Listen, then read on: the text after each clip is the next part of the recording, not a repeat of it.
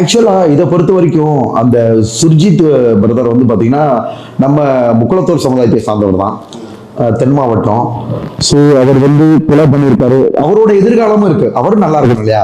ஓப்பனா அந்த கொலைகாரனுக்கு வந்து சப்போர்ட் பண்ணுவார். இல்ல அந்த ஆங்கர் வந்து இன்னொரு கேள்வி கேட்பாரு, இந்த மாதிரி கொலைகள்லாம் தடுக்க நம்ம என்ன பண்ணலாம் அப்படின்ற மாதிரி கேட்பாரு. அதுக்கு வந்து ஓப்பனா தலைவன் சொல்லுவான், பிள்ளைங்க வந்து பெத்தவங்க பேச்சு கேட்கணும், இந்த மாதிரி வந்து சாதி மாறி கல்யாணம் பண்ணா இப்படித்தான் நடக்கும் அப்படின்ற மாதிரி ஓப்பனா வந்து மீடியால சொல்லுவான். என்ன ஒரு விஷயம் அப்படின்னா, பெற்ற பிள்ளைகள் அவங்க குடும்பத்துக்கு விருப்பத்துக்கு ஏத்தாம நடந்துக்கிறது பெஸ்ட்.